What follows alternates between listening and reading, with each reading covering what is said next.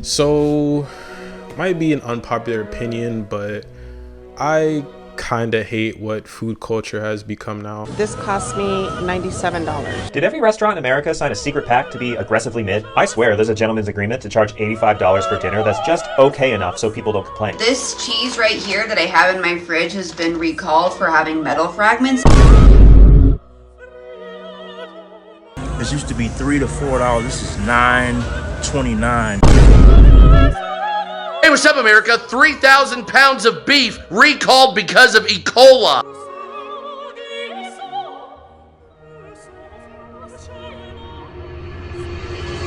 To piggyback on my last video, the age of performativeness, which you should definitely watch after this one, I discussed how everything socially has become, well, performative, and that performativeness has crossed over into pretty much everything good in life, and food, or what people like to think of their abominations as, has been no exception. But again, my issue isn't with food itself. Hell, I love food. I need the shit to survive, and I am easily one of the hungriest hippos that you will ever come across. Not only do I regularly enjoy consuming food content and get the urge to go out of my way to try something recommended to me, but I also understand that good food is a universal language that we all speak in one way or another, and is something used to connect us on an emotional level with the amount of love and care that can go into it. I would even go as far to say that I consider myself a foodie. I mean, just look at some of these creations: quesadillas, breakfast items, spaghetti. I mean,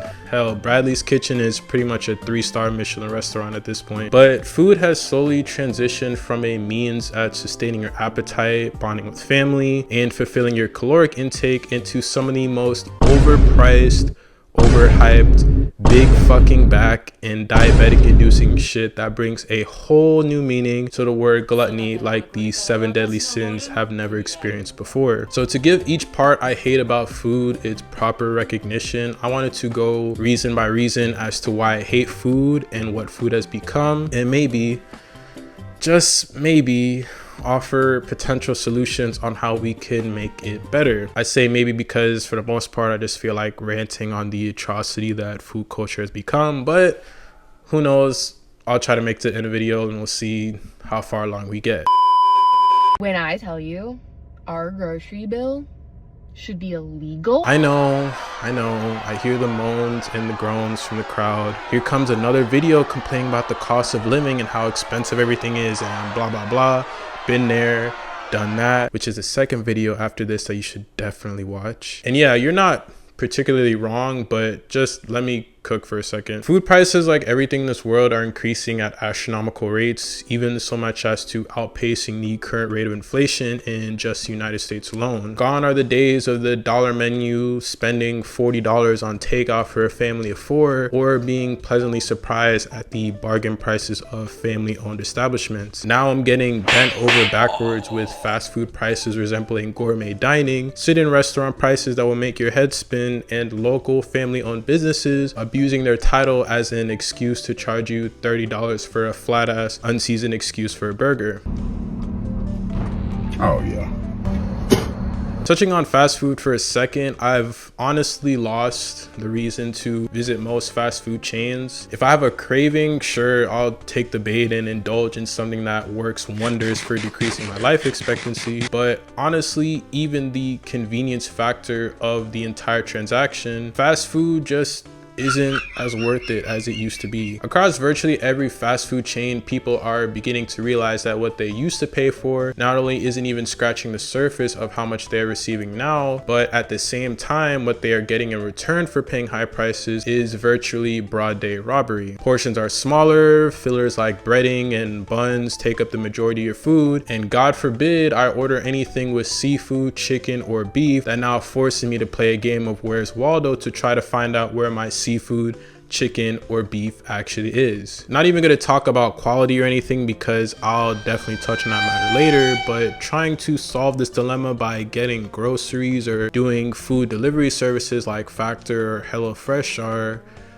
well, there's a lot left to be desired. Many estimates show that for just one American adult, spending on groceries can cost anywhere from $300 to $600 per month, meaning that on just groceries alone, you're looking at spending between $3,600 and $7,200 of your annual salary at your local Walmart and Sam's Club equivalent. Dare I even mention trying to budget at Publix, Target, or Whole Foods. Have you tried Erewhon or like Meadowlane? Don't listen to him. Scrolling across the internet has had me witnessing prime tenderloin steak going for $60 fucking dollars as if I'm dining at Poppy Steak, and beef stew going for up to $100 as if Gordon Ramsay prepared it himself, and just endless pictures of ridiculous pricing up and down grocery chains all across America. And God forbid you let your food go viral on the internet. RIP to all wallets and bank accounts involved. It's not all bad, however, as the power of the internet has done some amazing things for people in the food industry. A perfect example I could think of is Keith Lee, and seeing how with just a stroke of his fingers able to revive dying businesses and turn them into some of the most popular establishments in that area. And it's extremely touching and honorable seeing people who are able to succeed in this space, because the food industry is something else. Or seeing other people who are able to leverage their business into franchises and commercialize it to change their lives and the lives of their family for the better. But please, let's not let that fact absolve some businesses from trying to pass off their Black-owned, women-owned, family-owned, insert country here titles as a sorry excuse to charge you $30 for some thought-out eats. Mac and cheese. These lazy mother made this with nacho cheese. This is why I do food reviews, because y'all charging these prices and y'all don't give a. Today I was charged $92.33. Bill would have been $72.10, but taxes took me up $20. Restaurant fee 3%. What in the is that? Auto gratuity on takeout is complete bull. And without prior notice, it's horse. Auto 20% gratuity service charge is just, oh, that's insane. $55 for this? Are you serious? $55. No, baby. Why do we keep coming to these fancy restaurants? Because we are out of town. We're Out of town. Look at this, baby.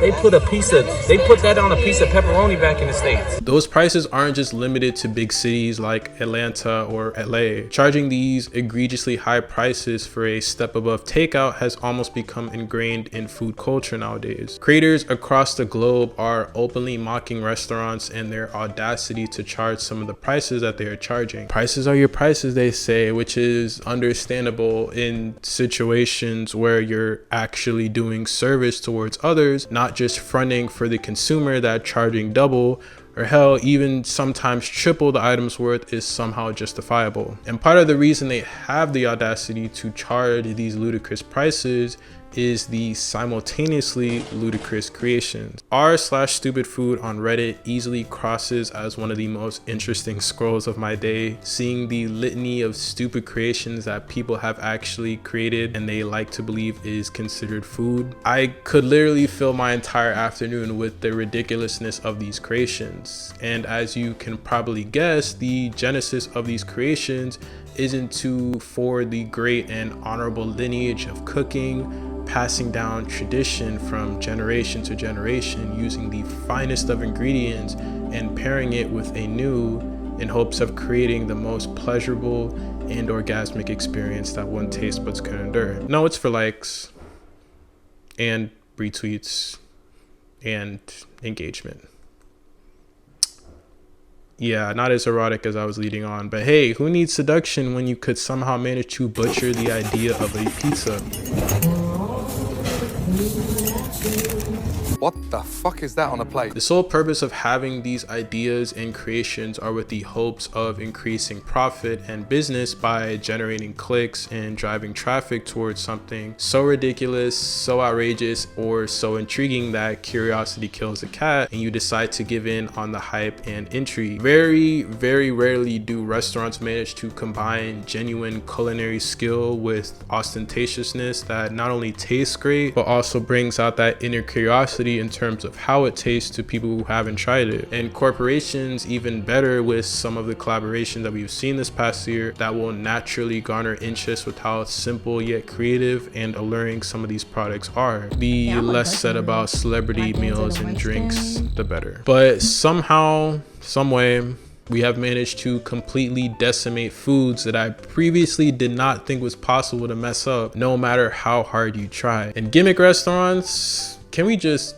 go back to the time when we focused on food quality and ambience and not just trying to land on the end of Instagram Explore pages? I recently came back from a trip to Vegas for my birthday a few months ago and had the pleasure of staying in MGM, to which, aside from watching my girl win money, watching myself lose money, and falling victim to virtually every tourist trap possible, I stumbled across Netflix Bites, a Netflix themed restaurant to which each item is, as you guess, Netflix themed, with the decor and dishes being centered around some of Netflix's most popular shows such as Stranger Things, yo, the end was trash, Squid Games, Sex Education, and Bridgerton. Mainly Stranger Things, like half of the menu is dedicated to characters you secretly despise and or forgot about. But despite piquing my intrigue, and after watching a few videos on TikTok, not to mention seeing $38 lettuce cups, but mainly after watching the TikTok videos, I decided that there are probably a lot better options out there for me if I'm hungry. Where in hell, why is chicken and waffles $65? Food, terrible. Everything, the wings, the Brussels sprouts, how do you mess up on pizza? This was really cute, but nasty. Go for the vibes, don't go for the food. Warning, it was nasty. We just left the Netflix Bites restaurant in the MGM. Now, we're at fucking Wendy's buying food. We just left dinner and we at fucking Wendy's. All right, and quick fun fact, as I'm sitting here finishing editing this video, it turns out that Netflix Bites actually closed like as of like 3 weeks ago. So I had this plan that if I ever came back to Vegas and had some like fuck you money, that I would go back and actually dine at this establishment.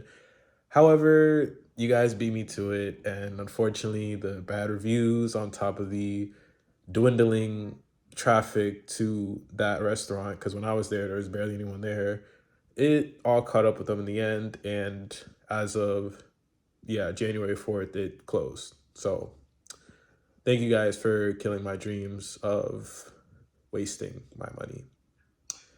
Back to the video. We've gone so far as to use literal to try to drum up social media intrigue. Would you eat at a toilet-themed restaurant? This one's in Taipei, Taiwan, and everything you see here is inspired by toilet. I guess that's where this idea of the chicken chop and rice combo, and yep, of course, it's served in a toilet-shaped bowl. And my drink comes in a mini urinal. And moving away from restaurants and establishments, people on TikTok and Twitter just love the firestorm that their rage-baited content receives, actively going out the way to show off one of their creations, and they damn well know that they'll actually not eat and generate engagement based off of their idiocy. And I don't see this trend slowing down anytime soon. Social media is the most powerful and direct way of communication nowadays, and if a few $100s more a month just requires you to market piss flavored lemonade, or God forbid I say pineapple on pizza, then to each their own.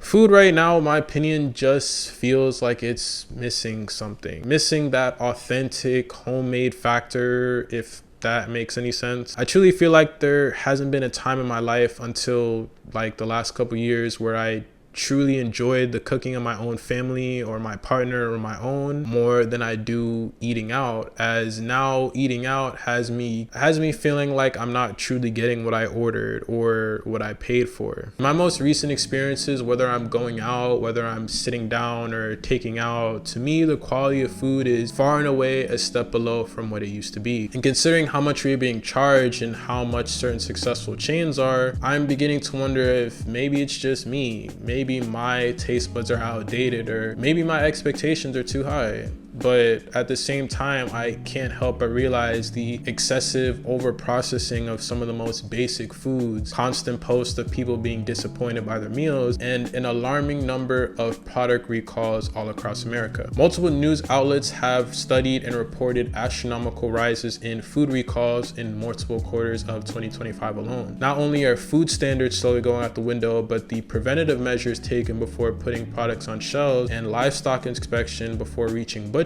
has also been significantly lax in recent years. For something that, I don't know, we are ingesting into our bodies on a daily basis. With climate change continuing to be a pain in the ass and cattle production reaching 50-year lows, droughts leading to low feed, low water availability, and overall malnutrition, combined with the increased demand and surging prices, have led towards lower qualities of meat and ridiculous prices all across the board. The FDA are responsible for overseeing nearly 80% of the food and drug industry, to which they have furloughed, which means being suspended for my uneducated brethren out there, which has reduced the amount of inspections being performed on our nation's food supply, making a lot of things that used to be identified to make its way onto store shelves and into pantries of millions of families nationwide. And with the rise of foodborne illnesses and the increasing dependency on receiving food sources from foreign nations, now is not the time to decide that verifying the safety of our food we bring in to be a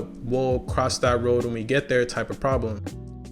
So in conclusion, while this started out as more of a rant before I found the inspiration to make this a little bit more insightful, I encourage all of you to do your own research before absent-mindedly purchasing food without a second thought. While I believe that there is a better future for all of us, a future where penny pinching and coupon clipping doesn't describe any of our food ventures, we are currently in a time where, despite being a necessity, what the fuck am I saying? Despite being a necessity, food has almost started to begin to feel like a luxury with how expensive, how illegitimate, and how lackluster it has become. Really and truly, in this climate now, I feel as if having a home cooked meal for yourself or someone that you love is pretty much better than 90% of what you could buy on the street. And with food culture, in my opinion, being where it is now, I'm more than happy to wine and dine at Bradley's restaurant.